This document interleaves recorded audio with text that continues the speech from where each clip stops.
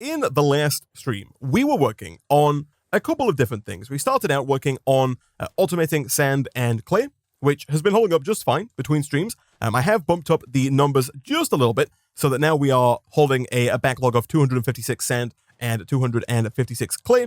And so we're always going to have, hopefully, enough of that going forward. We crafted up a bunch of simulation chambers and loot fabricators, and we set one of these up for zombies, endermen, shulkers, and wither skeletons. Between streams, I have been putting some of the polymer clay into the shulker simulation chamber because, of course, we haven't yet managed to get the shulker simulation here up to self-aware tier. You'll see I have managed to get it up to advanced with 86 iterations, and I will put another stack in there as well. We do eventually want to get that up to self-aware tier to make sure that we're getting as many pristine shulker matters as possible. And of course, we want to turn all of those shulker matters into diamonds for us there as well. We're going to turn, I think, all of the pristine wither skeleton matter, for now at least, into wither skeleton skulls. And then over here, we're going to do ender pearls. And over here, we are going to, of course, do iron. So those are all ready to go. Now, if we want all of this running continually, which I think is the idea, we do need to autocraft polymer clay. And I think the best way for us to do that is going to be through applied energistics, right? So the way we're going to do it, chat, is using like there's quite a complex system that goes into applied energistics crafting, but once you have it set up, it's really not too bad. So one of the first things that we're going to have to make here is the old crafting terminal. Not the crafting terminal, sorry, chat. One of the first things that we're going to have to make here is the old pattern terminal, which is this guy right here, made in a very similar fashion to the crafting terminal. In fact, you need a crafting terminal to make the pattern terminal. I have gone ahead and made a couple of processes between streams just so we can have like a bit of a head start here, and we don't have to spend the first 15 minutes in the old inscriber there, although I'm fairly certain that we will have to get more throughout the course of today's stream. But I believe that if we try and craft this, we might have basically everything. We are going to need to get some fluix dust, but that really shouldn't be too difficult for us. And it's probably also not a terrible idea for us to grab some charged Stardust quartz, some nether quartz, and some redstone, and just quickly get a little bit more in the way of fluix crystals right out of the gate here. Good stuff, good stuff. And so let's see, do we have what it takes to make a pattern terminal? It works in a pretty similar way to the old crafting terminal, but this one is going to allow us to make patterns that we can then put into ME interfaces to allow us to auto-craft. So what are we missing there? We are missing a illumination panel. That seems very doable. From there, that should be the regular crafting terminal, or the regular terminal, done. Then that shouldn't be too difficult to turn that into a crafting terminal. It's not. And finally, over and into a pattern terminal. Nice. So just like before, I think we will go ahead and throw that down basically right about here, like that. And so what we can do now is we can teach our system recipes that we can then encode into patterns. So to do that, we do need a couple of patterns, and we do that via these blank patterns here, which are made with glowstone, Stardust quartz, quartz glass, and iron. How are we doing on quartz glass? We have 6, which is not a ton. How much nether quartz dust do we have?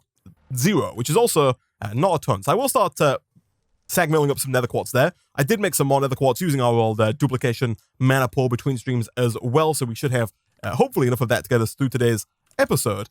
And essentially, what we should be able to do is if we type in polymer clay and we give that the old shift left click, that will move the recipe into the pattern terminal, and then we can stick in our blank pattern up here, click the little encode arrow, and that recipe is now encoded into this pattern. So if we want to actually be able to use that, if we want to be able to actually auto-craft the pattern that we have here, we're going to need a couple of things. The first is a molecular assembler. This is the machine that actually allows you to kind of complete the auto-craft. And thankfully, it's not too difficult to make. It does require one of the formation and annihilation cores with more iron, more quartz glass, and another crafting table. And hopefully, if we do that over here, we have basically everything. We do. Nice. Now, we're also going to have to get, and I'll grab this for the quartz glass, a couple of ME interfaces, which are these guys right here. We have made these before, but mostly just as a crafting component. And I think I will make a couple of formation and annihilation cores here, just so we have them and we don't have to keep crafting them over and over and over again. But there we go. So this is kind of the basic setup that you need. You need a molecular assembler and an ME interface. So what I'm going to do, I think, is, for now, just to kind of show how this works, if we put this down let's say, and again, very extremely temporary. There's a cable running through the floor here. If we put this down here and here, like that, you'll know it's working if this thing is flashing RGB.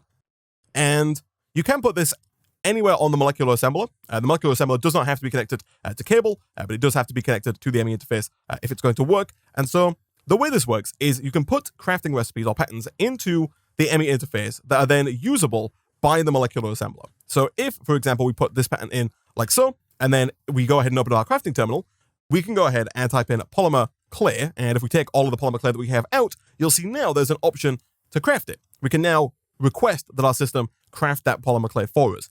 Now, the next hurdle is that currently it can't do that. If we try and craft this up right now, it will say that no crafting CPUs are available. So to get around that, we have to make a crafting CPU. Thankfully, the crafting CPUs are really not too difficult for us to make. So if we type in crafting CPU here, we're after these guys, the old crafting storage, which much like the cells come in 1K, 4K, 16K, and 64K capacities.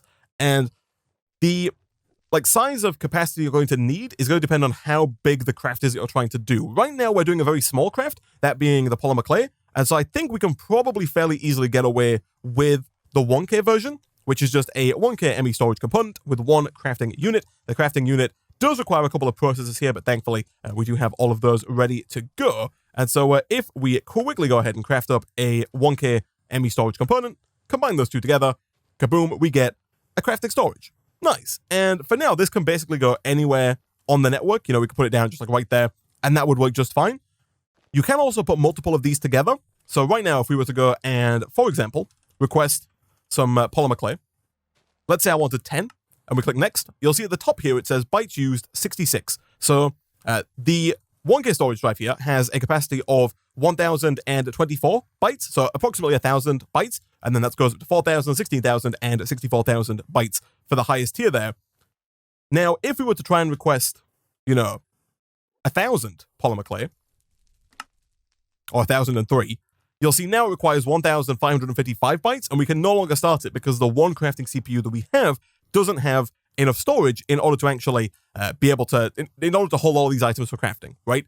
What you can do is you can put down multiple of the same crafting storage. So if we were to, for example, make another 1K one here, like this, you can connect those together to form a multi-block like this, at which point we now effectively have 2,048 bytes worth of storage. So if, once again, we tried to make polymer clay and we want to make, 1,003, now we can do it because now we have more than 1,555 bytes worth of storage in our crafting CPU.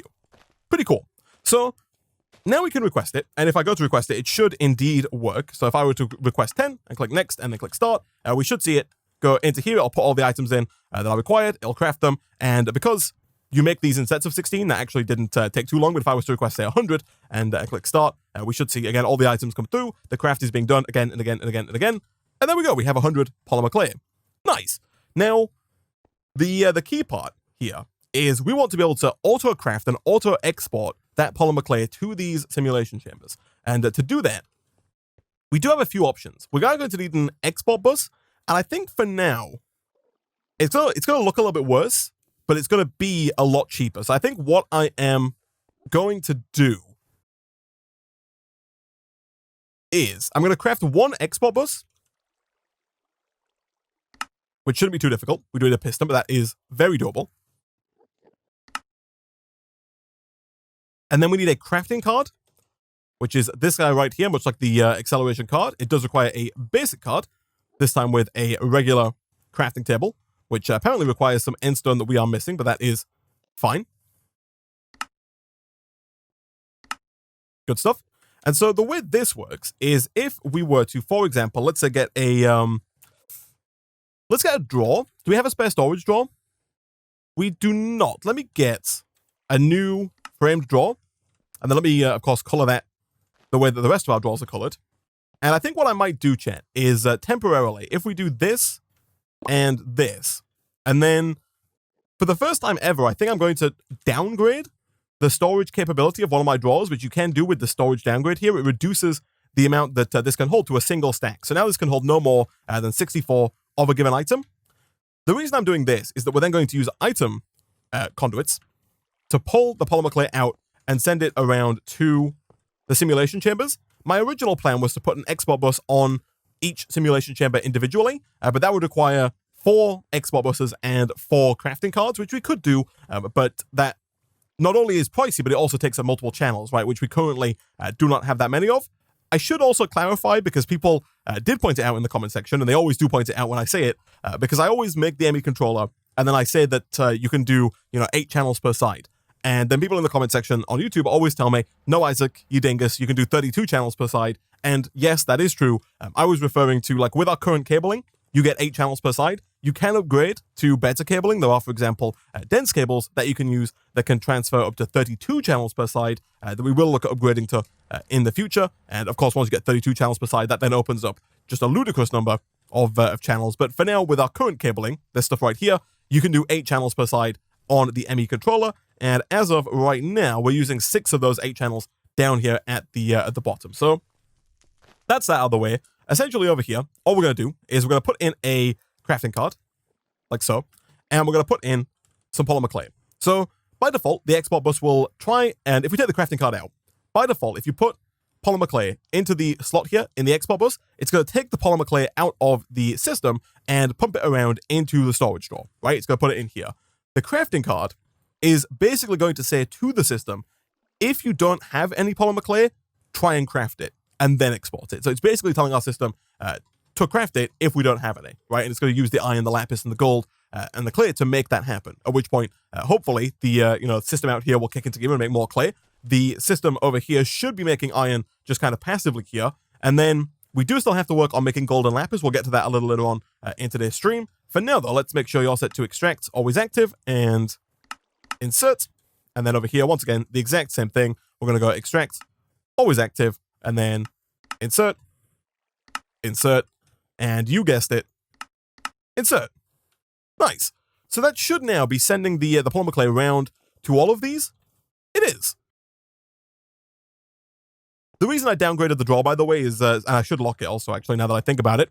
The reason I downgraded it is simply so that we don't burn through all of our resources. If I didn't downgrade it, then we could store up to 2048 polymer clay in this storage drawer, at which point our system, because it has a crafting card in the export bus here, would just keep crafting polymer clay and would probably rather quickly burn through all of our iron. In fact, it looks like it might have already burned through all of our iron. We didn't really have that much to begin with, but thankfully, the next stage of our system here, chat, is going to be to extract all of the iron, ender pearls, diamonds, and wither skeleton skulls out of the loot fabricators and pump them back around into the old storage drawers here.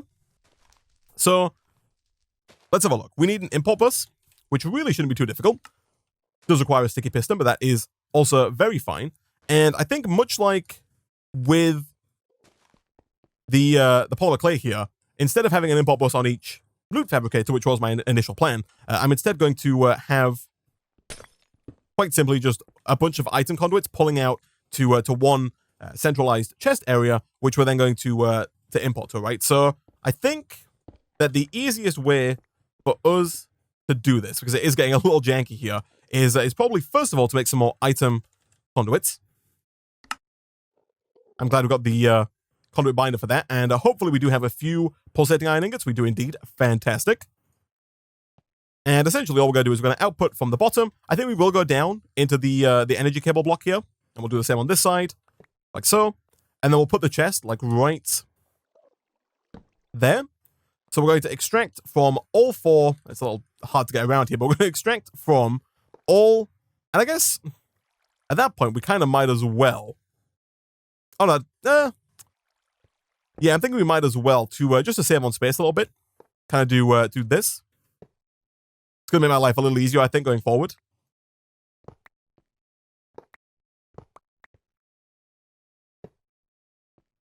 Yeah, that should work. Everything should still be getting power, I believe. Hopefully. You getting power? You're losing power very rapidly. Which is never, never a good sign. And that could be to do with our diesel generator, though, if I'm being honest. We're going to make sure that everything in here is set to extract, always active. And, of course, the same thing is going to go right about there and there. Extract, always active, and always active. insert, and you guessed it, insert.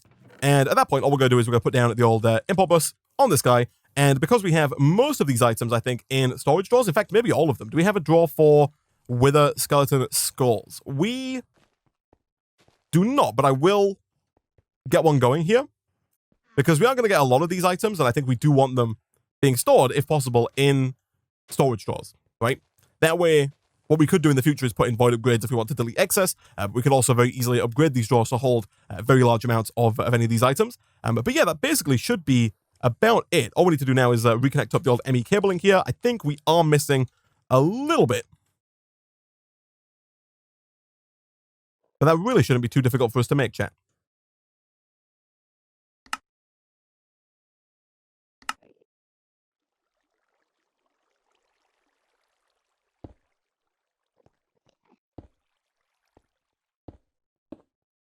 Like that. And we should see that turn blue.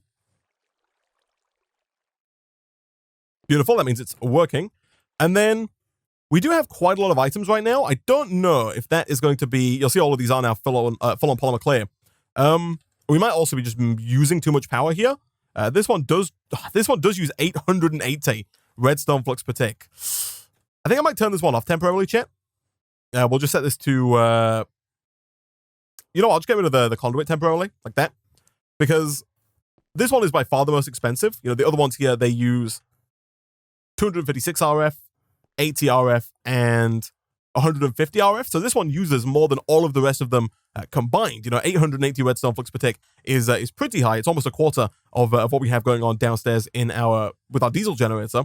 Now, of course, it wouldn't be too difficult, I don't think. Now that we have all of these wither skeleton skulls, to look at potentially getting a nether star generator, and then looking to auto-craft nether stars, because we are getting wither skeleton skulls and extraterrestrial matter, and we can make soul sand using the hellish matter and the sand that we are generating over here and outside. So it could quite feasibly be possible for us to use a nether star generator to kind of add to this whole setup here. But we'll come back to that in just a second. For now, let me fill this floor in here. My main concern here was going to be that maybe we were producing items too fast for the import bus. Obviously, the import bus can only pull items in so quickly, but it looks like it's doing just fine right now. If we were producing items too fast, then we would see items backing up in this chest here, but it looks like for the most part, it's able to keep up just fine, at least for the time being. That might change if we add more, loot fabricators or stuff like that in the future, but for now, it seems to be doing just fine. And now, chat, we got 52 diamonds. I think we started the stream with a little under 20. We've got over 400 iron, and the iron is continually being made, which is great. One thing that we do need to do, I think, is we need to automate or teach our system, I should say, how to make gold. Because again, if we look at the recipe for polymer clay here, right now our system knows how to make clay. We can make it very easily. Our system is making iron, like the whole point of the deep learning system is to make excess iron, and it is doing that. Right now we are losing lapis and gold. Thankfully, gold can be made by crafting up iron ingots, glowstone, and hellish matter. So that really shouldn't be too difficult for us. If we go over here and just go ahead and type in gold, and then do something like this, we can teach our system how to make gold. And then if we put that into the ME interface over here, like so, what will happen again when we run out of polymer clay, which might take a little while here, but when we do run out of polymer clay, if it tries to craft polymer clay and realizes we don't have gold, it should then see that it can make the gold, then make the polymer clay, then export that polymer clay to the storage drawer here. So all of that should be taken care of. And that does mean that we are probably going to run out of glowstone, eventually. And that's fine, I think. What we will do at some point is we'll teach our system how to do this automatically, like how to duplicate the glowstone using the old mana pools here, which you can see this one is empty because I used it all duplicating nether quartz before the stream. But the idea is there. And the only final part there is lapis. And we did kind of spitball a couple of ideas with the Twitch chat as to how we could automate lapis. Right now, we are, of course, automating lapis with our orchid. We're getting lapis through. The same is true for gold as well, but we're getting the lapis faster. And there are a couple of ways we could potentially look at duplicating lapis or trying to duplicate lapis. For example, you do get it as a byproduct of crushing down blue wool. So you could, and you do get 4-string back, so you can craft the 4-string into normal wool, and then dye that wall using, for example, a floral blue powder that you could then crush, and then you could do that kind of over and over and over again to try and create lapis that way. For now, I'm not really too sure it's going to be a problem. We'll keep an eye on it. We'll see if we do actively lose lapis. If we're not making enough here, then we can look at trying to make more. But I think for now, we might be making enough lapis, because you only need 1 for every 16 polymer clay, and we're not using the polymer clay, I don't think, that quickly, so I think for now that should be fine. But that does lead me to the final part, I guess, of the old auto-crafting setup here. And that is, of course, auto-crafting Endstone. I've mentioned it a few times now, but every stream before we start, I come over, I fill this up with 9 stacks of Endstone, which is not great. It means it's very, manual. I have to keep coming over and keep filling it up. And it means that when I come on every single time, the mana pool here is full to the brim with mana, and I have to, manually come in and fix it. But what we can do is, if we do the exact same thing here with an export bus and a crafting card, we should be able to teach our system how to make Endstone, and then how to export that Endstone when the Endstone is needed. So let's see here. If we do export bus to start with, which does, of course, once again, require the old piston. And you can craft in here as well, which is quite nice. And at that point, all we have to do is make one more pattern, I guess. Ah, yes, of course, we need more quartz glass. There we go. And so over here, we will teach our system how to make Endstone. We're going to do it using this recipe. Hold on. Right here. That being the sandstone with the ender pearl and the extraterrestrial matter. Of course, as part of that craft, we are also going to have to teach our system how to make sandstone, but that really shouldn't be too difficult either. In code, we'll throw both of those over into our molecular assembler. Boom and boom. And at that point, all we need is just a crafting card.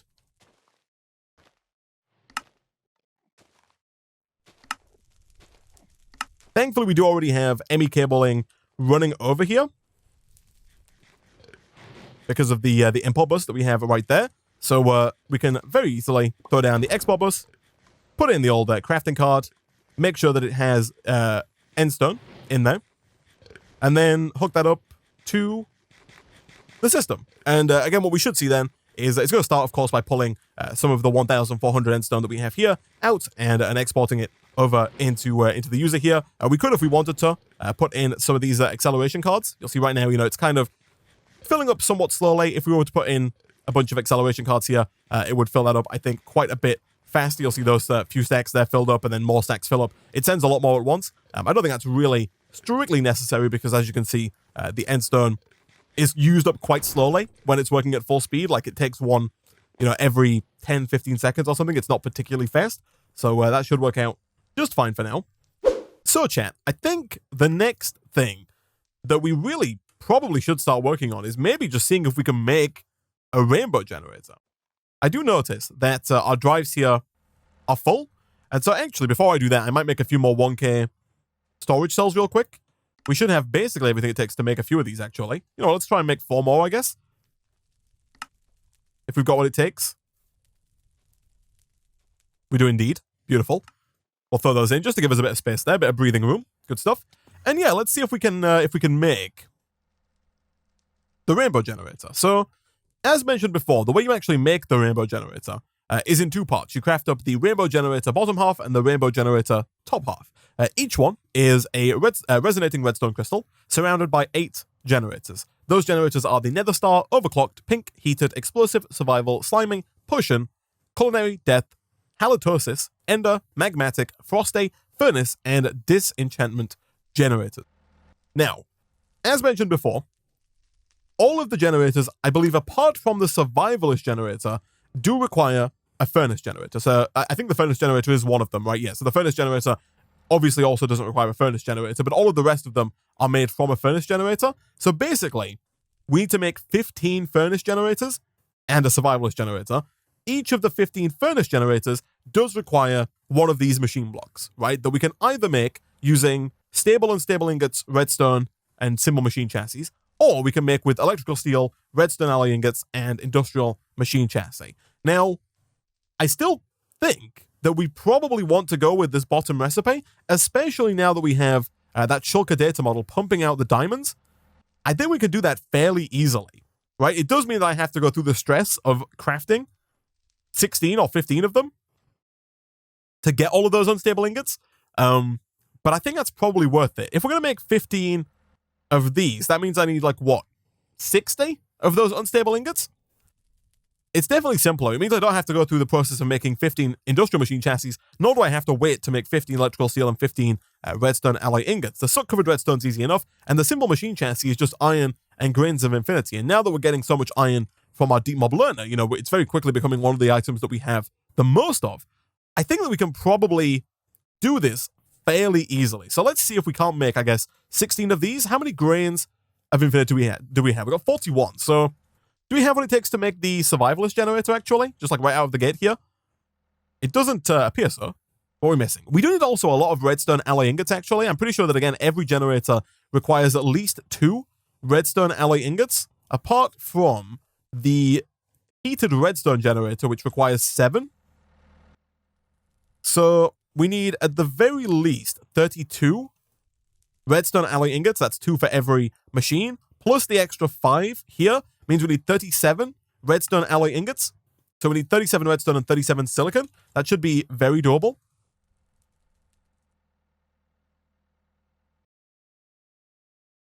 We do have enough silicon as well. Good stuff. So let's throw both those in over here. We'll get that cooking up there. We should definitely look at getting that high-level capacitor, actually, chat. I think I might work on that if we have enough time after the rainbow generator here. And yeah, actually, once that's done, I don't think it's going to be too difficult for us to get most of this stuff, chat. We do need a lot of electrical steel, because, again, we need to make 15 furnace generators on top of the 15 machine blocks there. So 15 multiplied by 5 is, what, 75? So we are going to need 75 iron, 75 coal powder, and 75 silicon. But, again, really shouldn't be too difficult, actually. That seems very doable. So we do, of course, have to have a regular old crafting table if we're going to make all of these unstable ingots. So let's grab one of those and put this guy down here. We're then going to need, if we're going to, let me bookmark the rainbow generator real quick, chat. So we need 15 of these, right?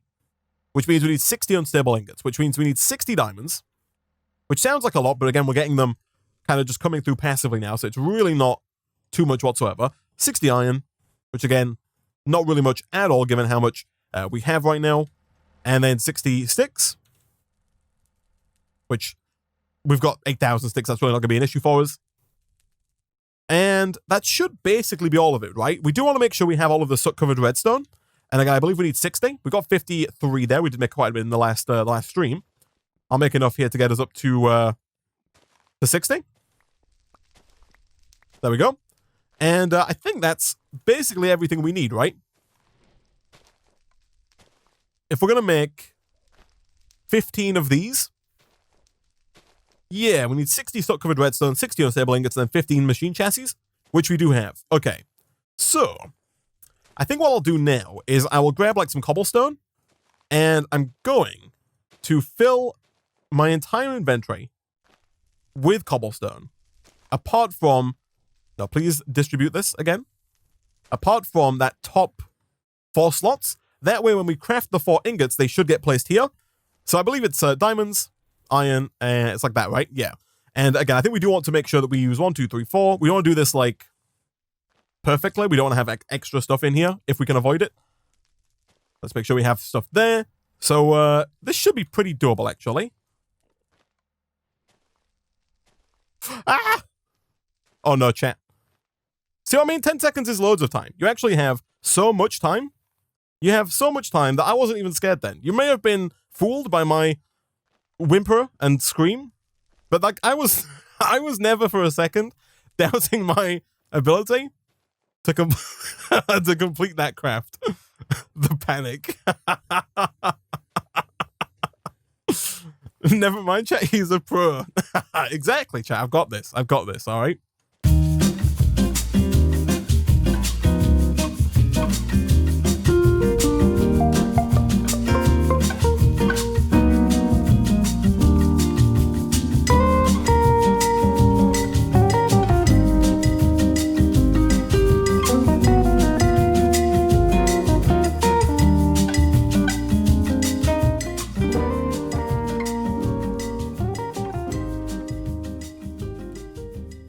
Done. Look at that. 15 machine blocks No explosions.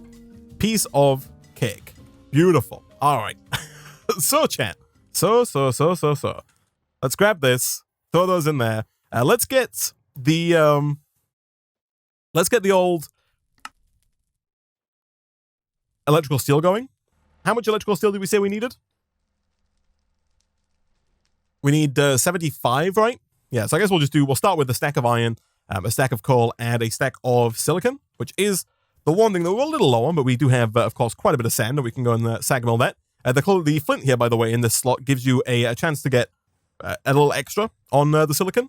So normally it's like a 50-50, but you'll see it says their main output 120%, so it does increase the output there. Okay, now before I start this chat, I think I will look real quick and seeing if we can upgrade the capacitors here. So if we wanted to get an octadic capacitor, all we need is basically 2 vibrant alloys, which are just ender pearls and energetic alloys.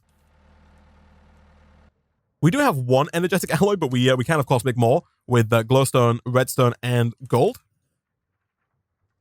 And I think I will try and upgrade both of our ender IO machines here, both the sag mill and the alloy smelter, to an octadic capacitor. Let me bookmark that. It does of course mean that I have to make 2 more octadics, but that should be very doable. Nice. Okay, so we got 4 double layer capacitors now, which means that we should be basically ready to go. So let's put these guys in with the ender pearls.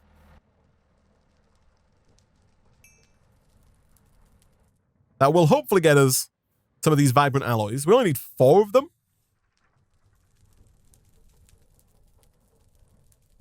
And then we'll be able to take that speed up, hopefully quite a bit.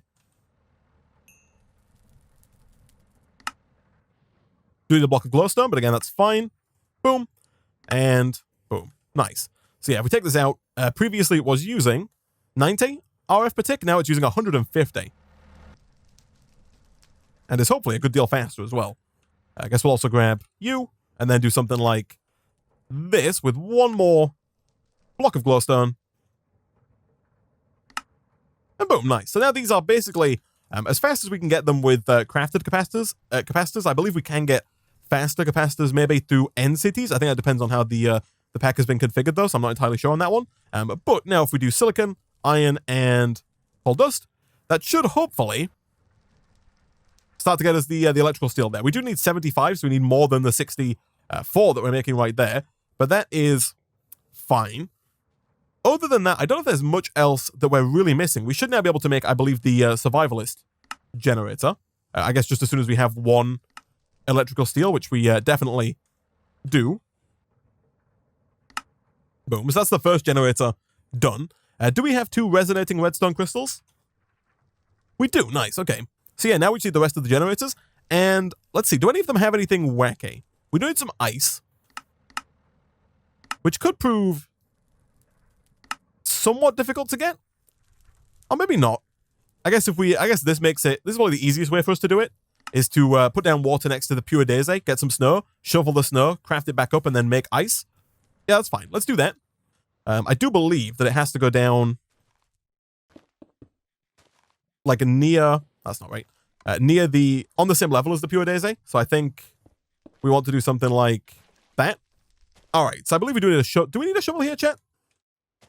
I actually have no idea. I'm going to make a shovel to be safe. Beautiful.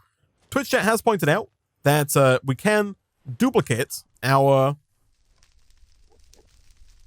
snowballs here with the old Conjurer's Catalyst, so we can get more of these. And we do need more of these as well because we need a few for the Frosty generator. But we can also take some of them, craft up a block of snow, and then drop that in over here. Get ice. Nice. So that should be the kind of weird items for the culinary generator taken care of, or for the Frosty generator even taken care of. As for the culinary generator, I think we are going to have to get a fish, unless we have some chicken. I know we do have chicken. I was going to say, I know we had a chicken die on us as soon as we summoned it. So we do have a chicken, and we can go and cook that up in the old alloy smelter here. We then should grab some more silicon and get the rest of the old electrical steel going. There we go. And yeah, let's have a look. Is there anything else wacky here? Rotten flesh we have. Spider eyes we don't have, but we can make using this recipe here. We don't have a mushroom. I do wonder if it has to be a red mushroom specifically. We can turn a brown mushroom into a red mushroom. Okay, that's good because we can use the Endbiotic to create brown mushrooms next to the old Pure Daisy. And I believe we do have a few Endbiotics here lying around pretty close by. If memory serves me right, I do have to shear these. I did dye the shulker box, by the way, as well, which is why it is now, it's blue. Just to make it a little bit of a different color to the rest of the stuff in our base. And the Endbiotic does have to go down on Stygian grass, which is why we have one bit of Stygian grass right here next to our Pure Daisy. Let's go ahead and grab you guys back. That's going to take a minute there, but that is fine. These guys are done, so we should now have, I believe, 75 electrical steel. We do indeed. And so hopefully, chat, we do now have what it takes to make just a bunch of... Oh, we're going to need so much more of the redstone alloy, right? This stuff here, because I calculated how much we need for each generator, but we need double that because we also need it for the furnace generators as well. So let's get like another half stack, I guess. What was it before we needed? 30, I guess? Yeah, let's see if we can't get like another half stack of it going, which does mean more silicon. But again, silicon is one of the easier items for us to come by. And while we wait for that to cook up, we should, though, have everything it takes to make basically all of these furnace generators. All 15 of them, I think. Yeah, nice. Cool. And then as soon as we have all of the redstone alloys, we should be able to start making more of these generators, right? So we've got the survivalist generator. The slimy generator does require more slime, but thankfully we do have an abundance of cactus lying around. So if we go and drop that into the old alchemy catalyst pool, we can, of course, craft up a block of slime, which I obviously know is crafted like this. There we go. And then from there, we can then craft that up, of course, into the actual slimy generator. Good stuff. So that's the survivalist and the slimy taken care of. Explosive does require some TNT and some gunpowder. Gunpowder we're getting from flint, and that's all we need for the TNT as well. So let's grab like 19 flint.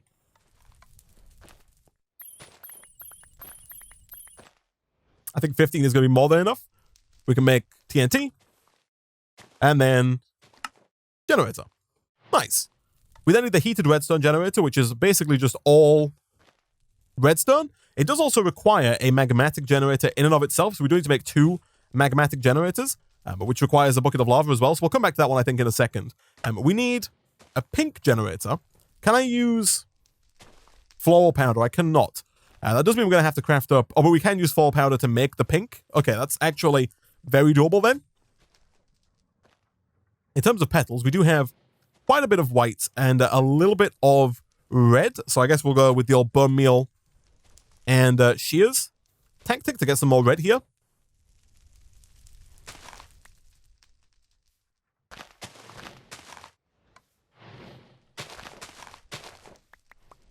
Good stuff. At which point we should be able to nice and easily grab the old pestle and mortar. Get a few of these and a few of these. Is it a 1-to-1 or is it a 1-to-2?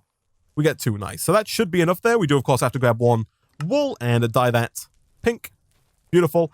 At which point that should be everything for the pink generator. Nice. All right. So slime, survival, explosive, and pink is done. Overclocked. Overclocked does require a block of energetic alloy. Interesting. Okay, so we need more redstone, glowstone, and gold. I do also think that the, was it the magmatic generator that also required that? Yeah, so we do need 10 for the 2 magmatic generators we have to make, and then 9 more here, so we need at least 19, which we should get here. We've got more than 19 of each item there going. This one, surprisingly, is going to be one of the easier ones, I think, that being the nether star generator. Nether star is done, and the nether star generator quickly after that, and that was a quest as well. As far as the potion generator, we just need a brewing stand. Thankfully, we do have quite a few blaze rods lying around, so getting the potion generator nice and easy. And at that point, yeah, we're pretty close on that front. Over here, we do need a culinary generator. We did just cook a chicken. We need a little bit more in the way of wheat, but thankfully, we do have the old kind of half-baked wheat farm over here. calling it a wheat farm, I think, is maybe a bit of an over exaggeration. We have a piece of wheat that is growing. But that should basically be that. It is indeed. We don't have any of these. That's fine. We do need to go get that mushroom, which should be done by now. It is indeed. Beautiful. And we'll drop that in. Was it over here? It was. That should allow us to craft up the spider eye. Or two. And then from there, craft up the death generator. Good stuff. The halitosis generator requires purple blocks and an end rod. I'll steal one of the end rods, I think from the roof. Yeah, we'll go ahead and we'll nab, like, this one here. It is going to make it a bit darker up here, but that's fine. We don't spend any time up here. Halitosis generator is done. The ender generator is also done. The frosty generator is done. The furnace generator is already done. And so I think, chat, that all we're missing now is the disenchantment generator, which requires an enchantment table, which of course requires a book. I don't think we have any leather. We don't, but we can, of course, turn one of our many bits of rotten flesh over into some leather. And then at that point, craft up a book. Craft up an enchantment table. We do need to use the regular crafting table to get the magical wood here. And actually, now that I think about it, if we're going to get the 5 magical wood, we do need 5 bookshelves, which of course requires 15 books, which is quite pricey, but is very doable. It does mean 15 rotten flesh. I think we've got more than enough sugarcane to make all the paper required.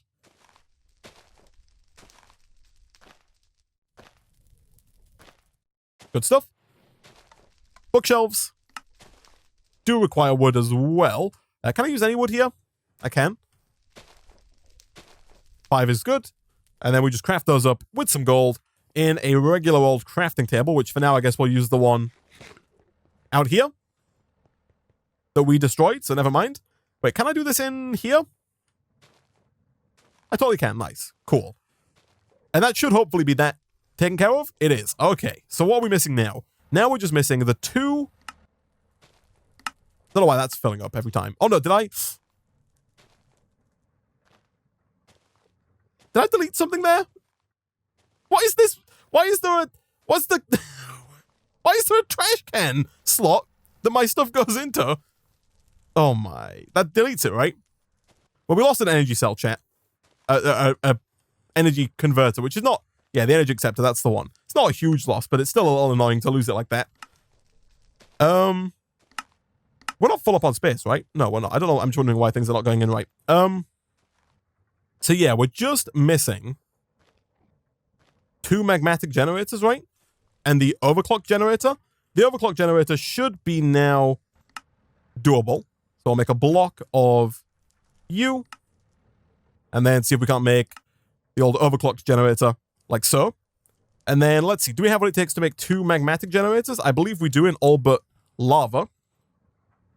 And we should have lava, I believe, over in here. We do indeed. Fantastic. So, boom. And boom. That gets us 2 of those. Heated redstone generator does require a piece of, a block even, of redstone alloy. And so we might have to get, like, yeah, a little bit more redstone alloy going. But we are, I think, chat, basically there. It's a lot of crafts here. And the downside is that we do have to do this all again because if you remember, in order to actually use the rainbow generator, you need one of each of these generators running. So we have to not only make all these generators again, but actually have them, running and usable. We have to provide them with all the fuel they need to run. But before that, let's craft up the heated redstone generator. And then at that point, I believe we have basically everything, right? There's top half, and there's the bottom half. And then we'll craft those 2 together, boom and boom, to create the rainbow generator. Chat, we've done it. Look at that name right there. Oh, it's perfect. It's perfect. So now, we just have to actually power the rainbow generator, which is a lot easier to say than it is to do. Because like I said, now we have to make all of those generators again, but this time provide them with, you know, coal, food, lava and redstone, ender pearls, potions, pink stuff, coal, TNT, nether stars, dragon's breath, ice, bones, enchanted items, and slime. Those are the things that we need to generate, and we need to put into these generators. And then we have to use the old resonator here to turn stone burnt into rainbow blocks. And it does take a while. It takes a grand total of some amount of time, 5 minutes and 20 seconds to do each rainbow block, and I think we need 10 of them. So that would be 50 minutes total. So we're probably going to want to get speed upgrades, because I don't think it's not going to be very easy to have all of these generators running for 50 minutes straight. Like, to do that, we'd have to automate everything. I think it's going to be a lot easier to get some fuel for all of the generators, speed this guy up to be super fast, so it doesn't take 50 minutes to make 10 blocks, have all the generators running for a little bit of time, you know, maybe 10 minutes or less, I don't know, and then try and make those rainbow blocks in that time. At some point in the future, we might try and fully automate the rainbow generator so it's always online. It does produce a ridiculous amount of power. I think it produces, is it 25 million redstone flux per tick? Correct me if I'm wrong on that, chat, but I believe that it is insanely ridiculous the amount of power it generates if you can get it working. But yeah, that's a problem for future Isaac. I think for now, chat, that is pretty much where I'm going to wrap up today's stream. Next time, we'll come back. We'll see about making all the generators. We'll see about getting enough of all of the resources for all of the generators to keep them running for at least a few minutes. We'll see about getting probably some of the highest tiers of speed upgrades. So some of these, like maybe ultimate speed upgrades, wouldn't be too difficult for us.